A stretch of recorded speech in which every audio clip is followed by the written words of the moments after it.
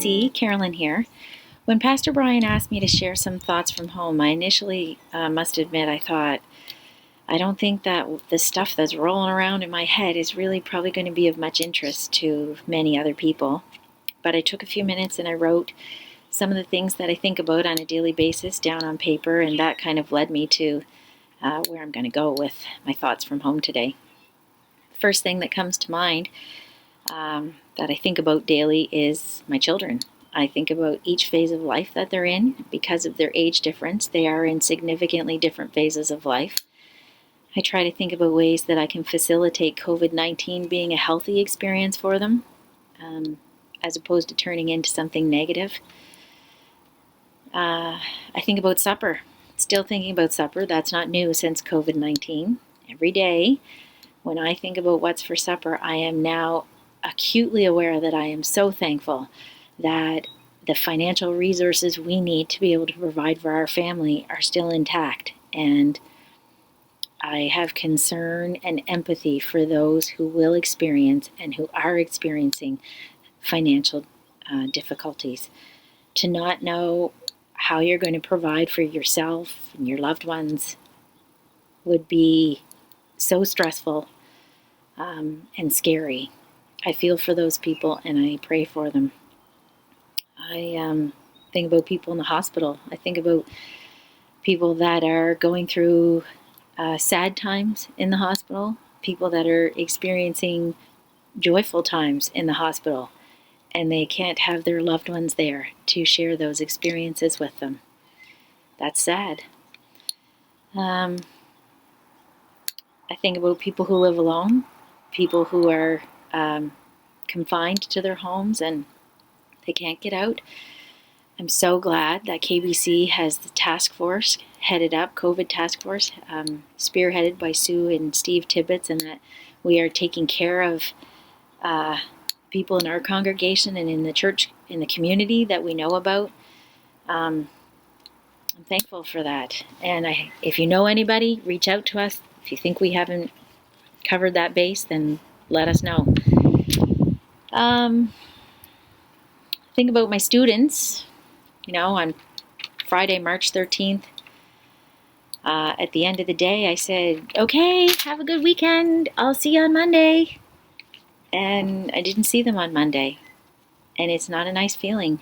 I have concerns for them. I have concerns for their primary caregivers because school provides some much needed relief for some of these families. And I think about them. It's not the same as school ending in the summertime at the end of June, where you celebrate that they're being promoted to the next grade level. You acknowledge your accomplishment that you finished all the schoolwork to the best of your abilities with them, and the swimming pools are warm and the beaches and the parks are calling, and it's fun. This is not fun. It's not the same, and I think about them every day. Between you, me, and the lamppost, I have thought that it might be a nice time or a good time to get a window installed in our walk-in closet. Let the daylight in and the fresh air in, but you'll have to keep that under wraps, folks, because I haven't approached that subject yet with Scott. So I think about my parents. I would like to hug them. I think about my family, right? And my friends and my coworkers. I miss them. I miss being able to go for a walk with people. And anyways, it's a different normal now, I guess. So those are the kinds of things that have been filling my mind lately. On Sunday, when Scott and I were waiting for online church to start, we watched a travel show on Munich. And one of the things that Scott and I really like to think about together is traveling. We enjoy traveling. We don't get to do it as much as we would like, but we almost like to dream about it and hypothesize about it, sort of like if you had lots of money and disposable time, then we would want to visit here, and here. which then made me think while I was watching this travel show, it made me reflect back on a book that I read many years ago called Traveling Light, written by Max Lucado. And it's a good book. I've loaned it out a number of times, and I just want to spend a few minutes today. I want to read you a couple sections from chapter 1. I put on my handy dandy old lady glasses here, and I'm going to start partway through the chapter. It says, "Haven't you been known to pick up a few bags? Odds are you did this morning. Somewhere between the first step on the floor and the last step out the door, you grabbed some luggage. You stepped over the baggage carousel and loaded up. Don't remember doing so? That's because you did it without thinking. Don't remember seeing a baggage terminal? That's because the carousel is not the one in the airport, it's the one in the mind. And the bags we grab are not made of leather, they're made of burdens. The suitcase of guilt, a sack of discontent. You drape a duffel bag of weariness on one shoulder and a hanging bag of grief on the other. Add on a backpack of doubt, an overnight bag of loneliness, and a trunk of fear. Pretty soon you're pulling more stuff than a skycap. No wonder you're so tired at the end of the day. Lugging luggage is exhausting. God is saying to you, set that stuff down. You're carrying burdens that you don't need to bear. Come to me, he invites. All you are weary and heavy burdened, and I will give you rest. Matthew 11:28. If we let him, God will lighten our loads. The Lord is my shepherd, I shall not want. He makes me to lie down in green pastures. He leads me beside still waters. He restores my soul. He leads me in the paths of righteousness for his name's sake. Yea, though I walk through the valley of the shadow of death, I will fear no evil, for you are with me. Your rod and your staff, they comfort me. You prepare a table before me in the presence of my enemies. You anoint my head with oil, my cup runs over. Surely goodness and mercy shall follow me all the days of my life, and I will dwell in the house of the Lord forever." I need to learn to travel light. We need to learn to travel light. How do you embrace someone if your arms are full of bags? For the sake of those you love, learn to set them down. And for the sake of the God you serve, do the same. He wants to use you, but how can he if you're exhausted? God has a great race for you to run. Under his care, you will go where you've never been and serve in ways you've never dreamed. But you have to drop some stuff. How can you share grace if you are full of guilt? How can you offer comfort if you are disheartened? How can you lift someone else's load if your arms are full with your own? For the sake of those you love, travel light. For the sake of the God you serve, travel light. And for the sake of your own joy, travel light. There are certain weights in life you simply cannot carry. Your Lord is asking you to set them down and trust him. He is the father at the baggage claim. When a dad sees his 5-year-old son trying to drag the family trunk off the carousel, what does he say?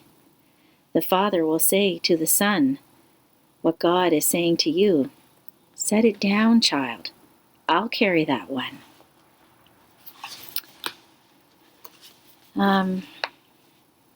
It's a really good book. If you want to borrow it, reach out and let me know.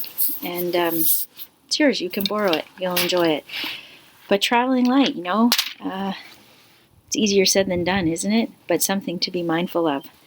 So I have something on my phone here that I'll just read it from my Bible. When, the Bible talks, I think, many times about casting our burdens to the Lord, that he will carry them. A second, I think. There's probably some here. Yeah. So, let's see. Psalm 55:22 says, "Cast your burden on the Lord, and he shall sustain you. He shall never permit the righteous to be moved." Isaiah 41:13, "For I, the Lord your God, will hold your right hand, saying to you, Fear not, I will help you. Matthew 6:25, we all know it. Do not worry. Therefore I say to you, do not worry about your life, what you will eat or what you will drink, nor about your body or what you will put on. Is not life more than food and the body more than clothing? Matthew 11:28 and 29, come to me, all you who labor and are heavy laden, and I will give you rest. Take my yoke upon you and learn from me, for I am gentle and lowly in heart, and you will find rest in your souls. Philippians 4:6 through 7. Be anxious for nothing, but in everything by prayer and supplication with thanksgiving, let your requests be made known to God, and the peace of God, which surpasses all understanding, will guard your hearts and your minds through Christ. 1 Peter 5:7. Casting all your care upon him, for he cares for you. I have prayed a certain verse at certain times in my life when life has been shifting and changing. I've prayed it for myself, I've prayed it for my children, my spouse, people in my life that I know, and I want to share it with you today because I think that life is changing and shifting. That out of his glorious riches he may strengthen you with power through his Spirit. This is what I wish for all of us, that he may strengthen you with power through his Spirit in your inner being, so that Christ may dwell in your hearts through faith. And I pray that you, being rooted and established in love, may have power, together with all the saints, to grasp how wide and long and high and deep is the love of Christ, and to know this love that surpasses knowledge, that you may be filled to the measure of all fullness of God.